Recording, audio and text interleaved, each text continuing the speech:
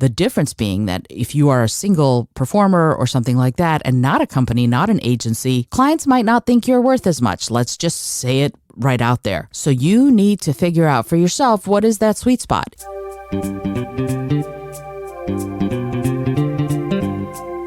Hello and welcome to the Innovative Mindset Podcast. I'm your host, Isolde Trachtenberg. On the show, I interview peak-performing world changers in the creative, social impact, and vegan spaces.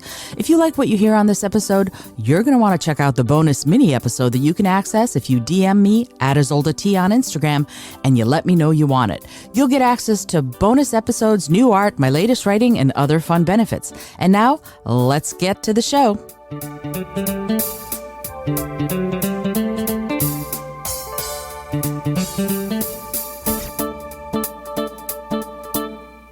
Hello and welcome to the Innovative Mindset Podcast. I'm your host, Isolde Trachtenberg. Thank you so much for being here. I really appreciate you taking the time. So I was not going to do this episode, and then I went, you know what? This is something that people need to know. So here it is. In the last few Fridays, you've heard me talk about working in the gig economy, right? So many of us during this great resignation from COVID have gone, I'm quitting my job. I'm going to turn my side hustle into my actual hustle. Or, you know what? I've always wanted to do magic, or I've always wanted to sing, and I've spent enough time not doing it, so I'm going to do it. And then I've been talking about how to get booking agents to book you to do those very kinds of things. And some of us make the decision that we're going to go, you know what, I'm not going to work with booking agents, or I'm not going to work with booking agents anymore. And that's possible, right? That is a thing that you can absolutely do. You can do your own marketing. You can find your own clients. All of that is a possibility. Here's the thing, though. If you've worked with booking agents, you must honor the contracts you sign with those booking agents. So, for example, if an agent has booked you for a client every Halloween for the last 3 years to walk on stilts at their Halloween party, you can't just go to this person and go, hey, I know I've worked with you for the last 3 years. How about you book me again without the agent? You can't cut the agent out. If the contract says, and almost all of them do, hey, you can't book with this client if I got you this client for 36 months after the last time you worked with this client, then you have to honor that. That's just how it is. Be legal, have integrity, do all of that stuff. You just should, right? So you have to be very careful about not breaking those contractual bonds, right? You have to do that. If, on the other hand, you decide that you're going to go, that you have never worked with booking agents, off you go, have fun, do it all. Get ye gone, right? Enjoy yourself. One of the things that I think is really good for working with booking agents, as I've mentioned before, is that they handle all of the money stuff for you. You don't have to negotiate. You don't have to figure all of that stuff out for yourself. You don't have to maintain the contracting. You don't have to write up the contracts. You don't have to make sure they pay you afterwards. That tends to fall on the agents, in the agent's purview to solve, which is really good for me because I don't like doing that stuff so much. However, some clients have reached out to me, and that's lovely when they find our website and they go, hey, I'd love to know more about what you're doing. Can you come to our Christmas party, for example, and sing carols? Absolutely. And we've done a yearly gig at the St. Regis Hotel in D.C. for a big event every year for the last, 10, 12 years. And they reached out to us. So I negotiated the contract and we've done it, and it's been lovely every time. Here's the thing, though. If they don't book us, and during COVID they didn't, that was a problem, right? Because they didn't have it. And so there's that, I have to reach out to them and see if this year they want to book us. And because I have a relationship with them, it's easy. When I don't have a relationship with a previous client and I go, this country club might benefit from having holiday carolers at their holiday events, I reach out to them. Then I have to have all of the things in a row that I've been talking about, my website, my demo videos, all of that stuff has to be ready. And proposals have to be ready. You have to write your own proposal. You have to talk to the person. All of that stuff has to be done by you that normally the agent would be doing. Now, what does the agent get from that? The agent will take 10 to 25% off the top for having booked you for this gig. So if they're the ones doing all that, that's what their money's going for. They're doing the outreach, they're doing the contracting, they're doing all of that stuff, and they're pitching you, which is great. If it's you pitching yourself, you have to do all of that stuff yourself. And that's cool. You can also, by the way, look at the going price for this stuff through an agent and then when you call the client, you can add the 10 to 25% to your net that you would normally be getting from the agent and go directly to the client and go, hey, I know, this is the going rate. Why? Because that's what the agent gets, right? When they talk to the client, they can go, hey, I'm going to charge you $400 for this 1 hour job or whatever. And they will pay the person actually doing the job $300. So when you go to price the job for the client yourself, you can go, oh, they would have probably taken 25%. And you can then go, hey, I would charge you $400 for this. And then you get to pocket all that money. The difference being that if you are a single performer or something like that and not a company, not an agency, clients might not think you're worth as much. Let's just say it right out there. So you need to figure out for yourself, what is that sweet spot? It might not be $400. It might be $375, right? Because the agent would have charged $400. And I've had this happen. I've had clients reach out to me and ask me to do a job, but they've also called agencies. So while a client has reached out to me directly and said, hey, can you bring holiday carolers? What would your price be? I have an agent contact me for the exact same gig a little while later and go, hey, I've got this client in Washington, D.C., and they want to know what you charge. And I'm like, I think it's because they want holiday carolers and they want us only to sing 4 songs, and it's Rudolph the Red-Nosed Reindeer and Frosty the Snowman and Here Comes Santa Claus and Santa Claus is coming to town. And I'm like, yeah, it's got to be the same gig. So I can then go to the agent, hey, I'm already pricing that personally. Or I can go, yeah, I'll just let you do all of that negotiation for me and have the agent book me. Generally speaking, if a client contacts me first, I will go ahead and price it and contract it and everything because they're already interested in us. And while I love the agents, it doesn't make sense to go through them if the client reached out to me directly. And they never have before, right? I've never worked with them before. They just found my website. And then I'm able to go, okay, this is the price. This is what you'd get. And I have all of those things in a row. As I said, my website is ready. My demos are ready. Contracts are ready. And I have to modify each contract for each gig. All of that stuff is at the ready so that I could just send it to the person who's contacted me. The agent has all of that stuff too. But if the client contacts me directly, hey, I have no problem booking the job. What I don't like to do so much is sell, right? That's just I'm not great at it, and I have to admit that. And I admit that to myself, and it's because it always feels a little slimy to me. Now, in future episodes, I'm going to have a few people on the show who are really good at sort of heart-centered selling, they say, and I want to learn, right? I want to learn more about how to remember, like Pat Flynn says, remember that what I'm offering them is something I really believe they need, right? I believe that they would benefit from having holiday carolers at their event or a tarot reader or whatever it is, whatever service I'm offering. You have to believe it in order to sell, and you have to be ready to take the no and walk away, right? If somebody goes to me, oh, we want you, and I give them a price. Let's say it's $4,000. I don't know, whatever it is. And I say, to have holiday carolers for this 8-hour-long party and you want 12 people, it's going to be $4,000. Numbers are not real, but I'm just off the top of my head. So I say that to them and they go, oh, that's way too much. And if that's my price, right? If I don't tend to go, oh, I'm going to give them a higher price in the hopes that they'll say yes. But if they don't, then I'm ready to negotiate down.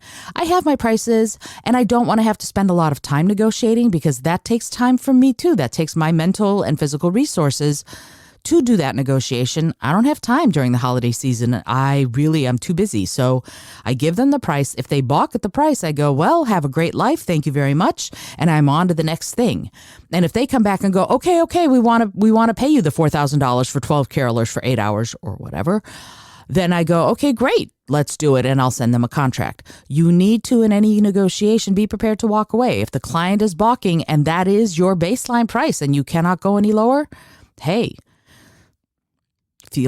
be ready to walk away. If not, then they gotcha. So some people, and I've done this before, go, okay, I'm going to give them an elevated price. And if they go for it, great. And if they don't, then I have some maneuvering room to come down a little in price. And then they think they have a deal. That's great. During the holiday season, for me, because the Philosopher's Tones are in such demand, I don't do that. I don't tend to negotiate for that kind of stuff because if you want to book me for the day before Christmas Eve for December 23rd, I'm going to tell you something.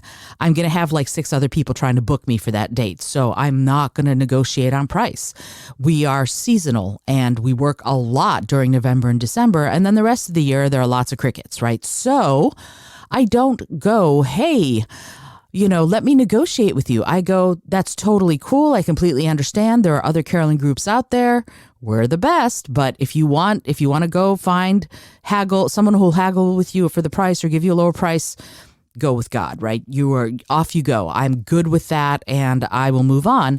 And what happens often is the following year, I'll hear from them. That's how it kind of works. If there was something about the Philosopher's Stone's demos that they went, oh, I really like that, and they hire someone else, often what they wanted to begin with is the thing they come back around to, and I hear from them the following year, and they're like, well, we weren't able to book you. We didn't have the funds to book you last year, but boy, we sure would like to book you this year. Terrific. So this is a long game. When you're doing your own booking, it's a long game. You are not going gig to gig, and you need to think of it that way, right? There is a drive to go gig to gig, or where's the next gig? Where's the next gig? No, this is a career you're building, right? This is not just a side hustle anymore. You've made the decision that you're going to take the reins of this part of your career and really do something with it. And you have to own that. And the money isn't the issue. The money is the thing you get for showing up, right? You have done all the practicing. For us, it's caroling. We've polished. We've got great dynamics. We've got an amazing sound. We've got a terrific show. And I'm not bragging. This is just how it is. We're fabulous. And the thing about it is that the money is absolutely part of it, and it's an important part, but it can't be the most important part. The most important part has to be your art, right? And I don't remember if I talked to you about this before, but when we performed at Nemacolin, which is a private resort in Pennsylvania this past year, we performed on the same night as a number of dancers from the Martha Graham Dance Company, the New York City Ballet, and the Alvin Ailey Dance Company. So, wow, amazing dancers. And they sort of recreated parts of the Nutcracker because it was the Christmas season. And afterwards, we all got together at the bar and we were chatting, and I was chatting with the woman from the Martha Graham Company, and she was an amazing dancer. She blew me away. And we were chatting and she said, it was so cool to see other artists on this stage who were doing something completely different than what we were doing.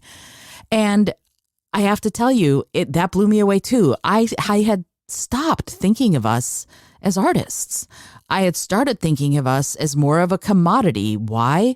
Because, again, our work is seasonal. We get in, we sing our carols, we have a great time with the audience, we interact with the audience a lot, and that makes our show very different than almost every other caroling group in the world. And we put on a show, and they have a great time, and everything is wonderful.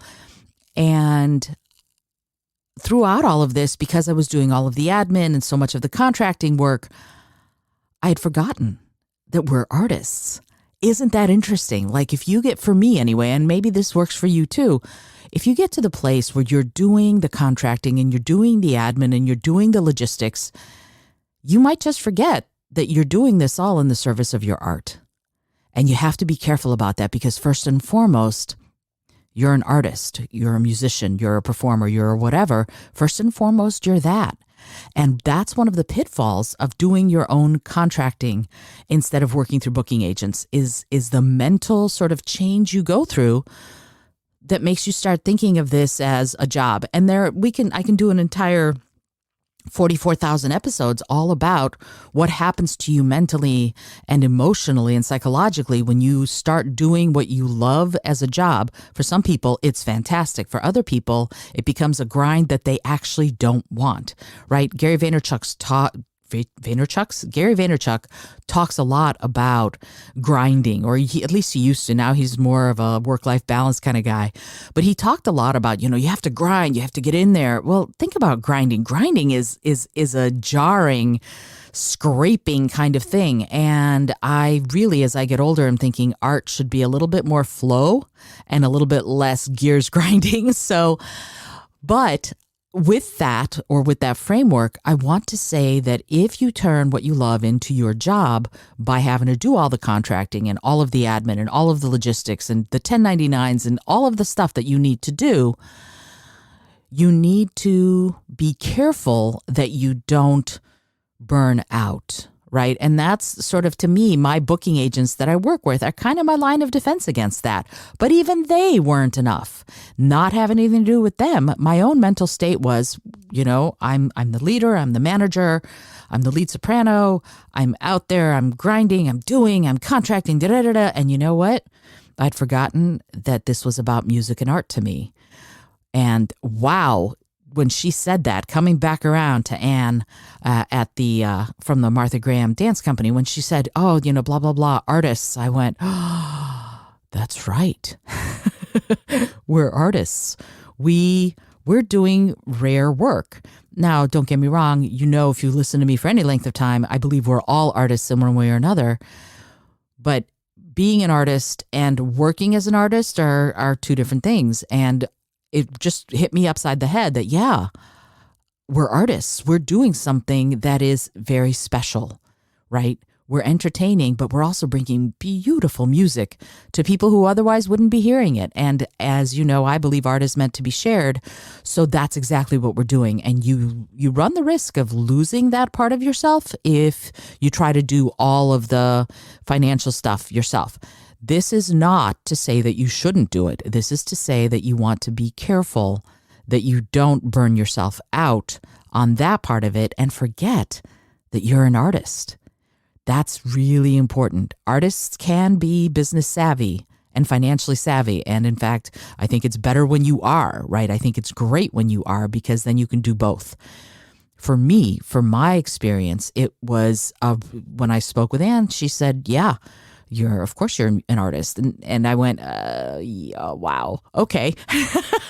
It was an interesting moment in my life because I had to remind myself. And when I'm doing all of the contracting and logistics, that takes a bite out of me being an artist. And so I want to caution you about that, and also say, if you're good at it naturally, and I know some people, I have friends who went from being an accountant to being a variety entertainer. Now, this person had been a variety entertainer. Name check Michael Rossman. He's phenomenal. He'd been an accountant, and then he switched over to full-time performing. And guess what? He had all of that financial savvy on his sort of in his toolbox. Amazing, right? Because then he could take all of that financial savvy, all of that part of his brain, and apply it to this very wonderful artistic variety entertainment work that he does. So having both of those things, another wonderful, I'm going to name check Eric Henning, who's a full-time magician, and he was in financial services. He was a financial planner for many years while he was also doing magic, and then he's made the switch. Name check Eric Henning. He's phenomenal. Amazing magician. So they took all of that knowledge and savvy and experience and then applied it to their artistic careers. I didn't have that. I was not financially, I wasn't in the financial sector at all before I went to music. I worked at NASA and I worked at the National Geographic Society doing environmental education. Not the same thing, right? But I learned, and it's possible for you to learn too. It is possible for you to learn how to do that part of it. Find books, find teachers, take classes, watch YouTube videos. And I'm not a financial planner. I'm not giving financial advice at all. What I'm saying, though, is that in order for you to be able to do this work and do it competently, you need to be competent. You need to learn what needs to go into a contract. You need to learn how you negotiate for the gigs, all of that stuff that agents would be doing for you. But remember, I've said agents work with lots of carolers or lots of stilt walkers or lots of tarot readers or lots of singer-songwriters, whatever it is. They work with lots of them.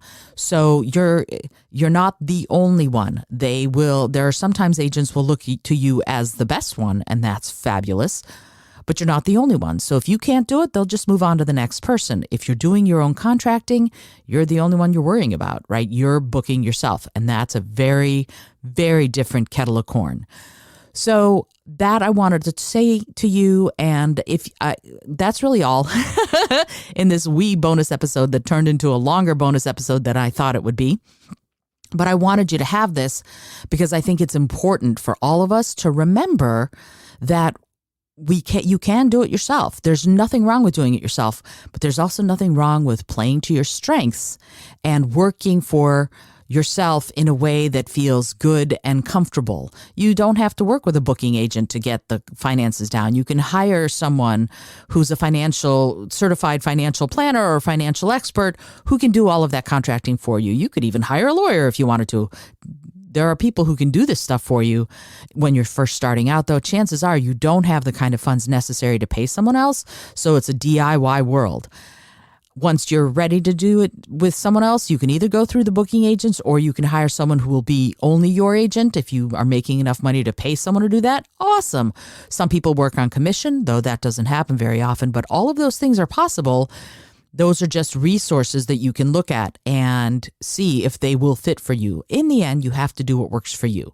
For me, I love doing a combination of booking agents who are fabulous and amazing and me, myself.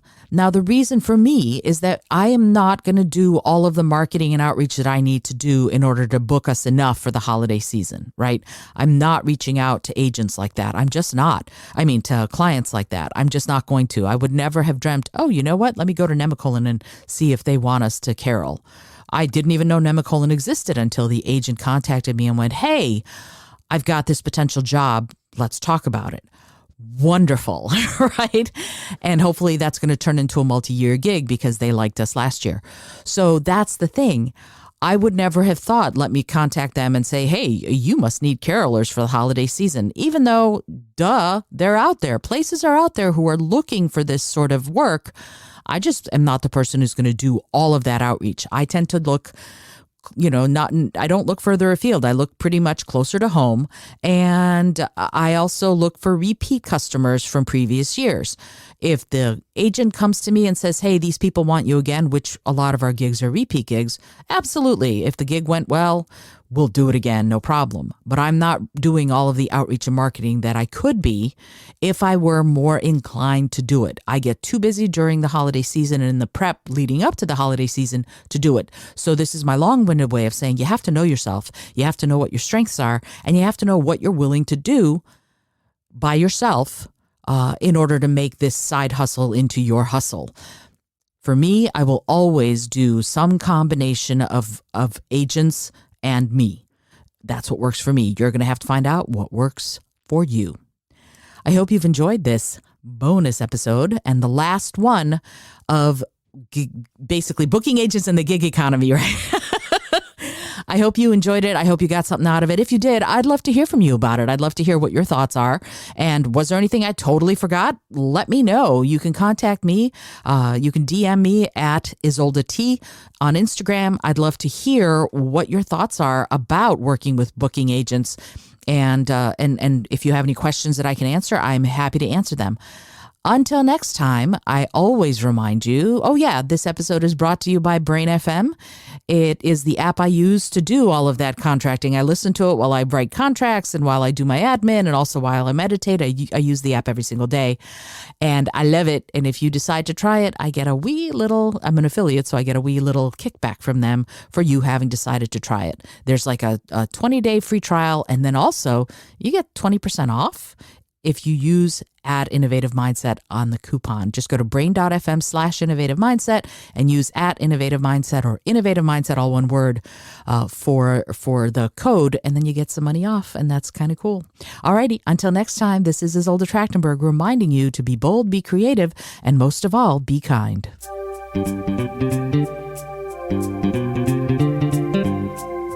Thank you so much for joining me today. I really appreciate you being here. Please subscribe to the podcast if you're new, and it would mean the world to me if you told a friend about it. Today's episode was produced by Isolda Trachtenberg and is copyright 2022. As always, please remember this is for educational and entertainment purposes only. Past performance does not guarantee future results, although we can always hope. Until next time, remember to be bold, be creative, and most of all, be kind.